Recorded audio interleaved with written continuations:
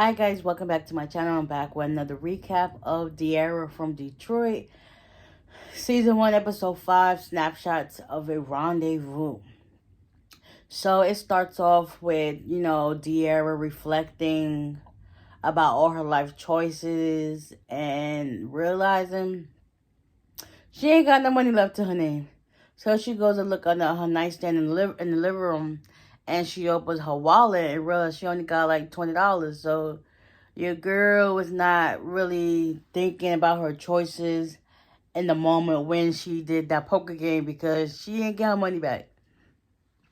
So, now she has to help Aja with her gala event so she can get on the list so that she can be more influential in her entrepreneurship in Detroit and being under the list of top 35 under 35. So she's supposed to help with that. And then at the same time,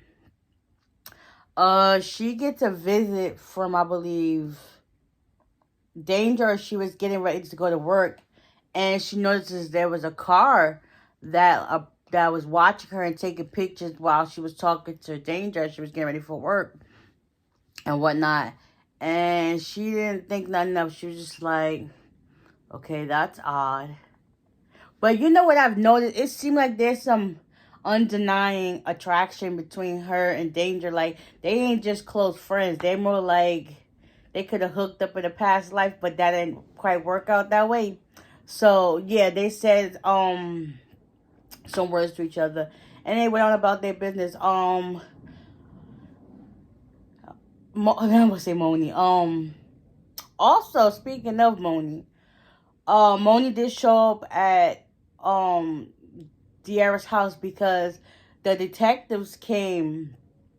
Well, the one that she went to the first time to tell about Chris's disappearance, he came there, and come to find out, he found out about the Russian guy who was dead in the club, and supposedly Moni had left to go home, but she stood in the back. And the detective was talking to Diarra like, listen, we have a person in mind, a suspect. And she was like, who? And he was like, you. So if I find out word that you've been at that sex club and you're going down for it. So now she basically got to try to figure out a way so her name is cleared and all this. Because this is like all this stuff is in here at once. She ain't got no money. She's now being a prime suspect in Chris's disappearance. And, well, kinda. And then with the Russians being dead, it's like a lot. So after they leave, Diarra and Moni, they started going through these pictures and stuff that,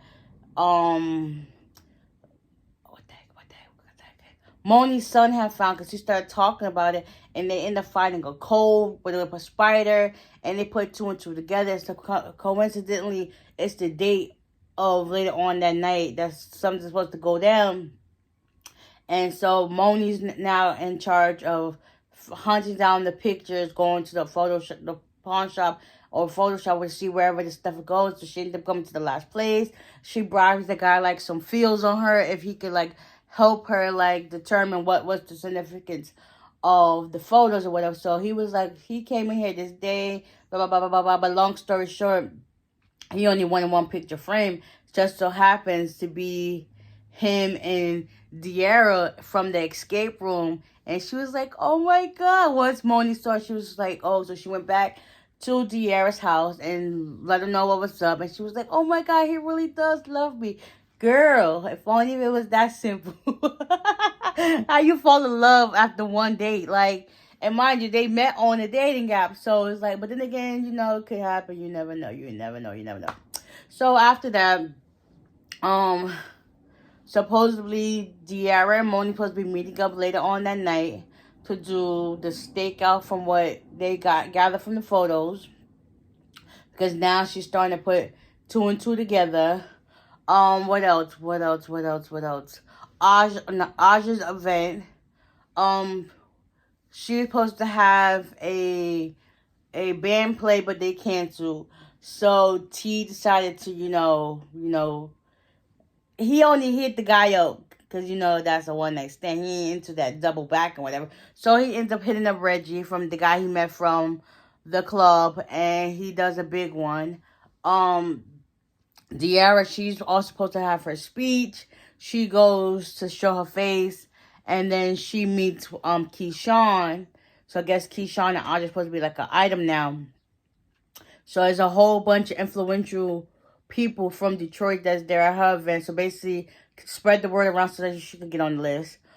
Diarra, she ends up pulling Keyshawn to the side, and she basically grills him. After that, Audrey was like, what do you think? She's like, I like him. And the good thing that she brought up about, you know, how fibroids is a serious situation that needs to be shed light onto. So the fact that she brought it up, which is cool, because you don't really talk, people really don't talk about it as much, so as it should be. But that goes on.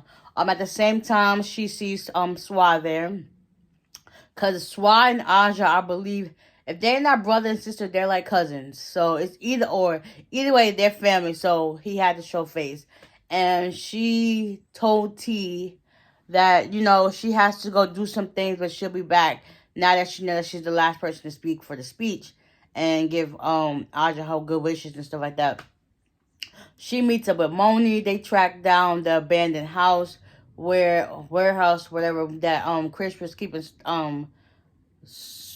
up on, and she started putting the pieces of the puzzle together because he was good at, you know, crimes and stuff like that. So they get there, they meet this lady, and she was like, you look familiar. Mind, she never knew this lady from the can on the wall. So now they start taking pictures of each other. Before they could leave, there was two Russian guys in the background. They was trying to get Moni and Diarra, but they ended up running. So now Diarra's putting his plans of how he got out to work, and she realized he was making up a escape plan. So with that help of the escape plan, at the same time, Moni ends up falling. They was able to be quiet so the guys could run out.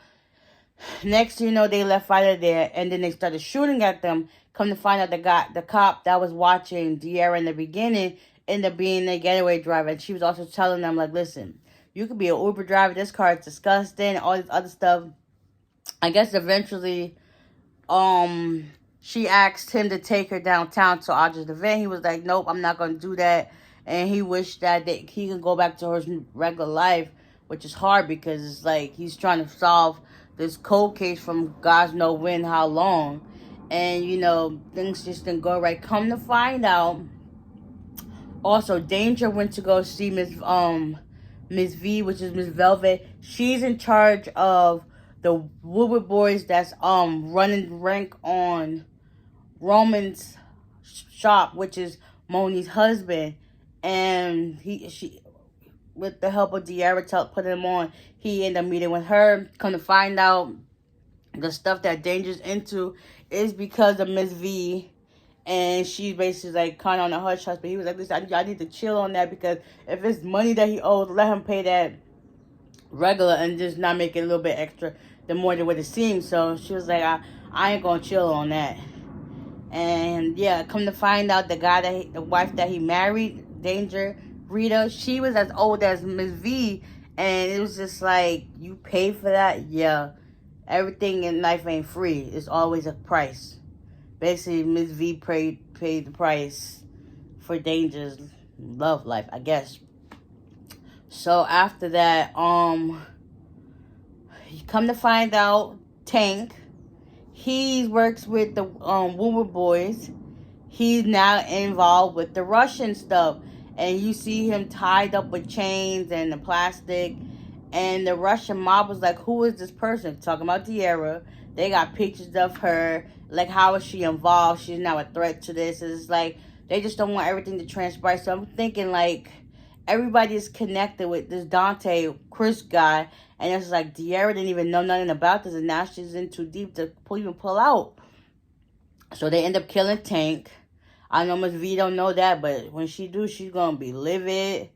And it's like Diarra's in something that she didn't even ask to get put in, but at the same time, she wanted to know what happened to her date. Like, what the heck? How you go on a date with somebody and you get straight ghosted? Everybody wants answers. Trust me, I would want answers too, because I know what it's like to be ghosted. You just start thinking things like, well, what if it was me? Your mind just starts running rampant, and it's hard. It's hard. So she just wants some closure and some answers to see how things are going. So yeah, this was this episode. Come to find out at the end, I guess Diarra was really going through it. She also asked Aja for some money so she can, till she get paid or whatever. At the end, Danger meets her at her house. She was like, do you want to come in for a drink? Hopefully, there's like this connection that I guess will transpire into something else, rather, I'll say. So yeah, that was this episode in the nutshell. Hopefully y'all are tuned in because it's starting to get juicier by the episode. So y'all tune into BET Plus to check it out. But if y'all don't, y'all just gonna wait a couple of months until they put it on BET. Okay? So with that being said, I'll see y'all in the next one. Bye.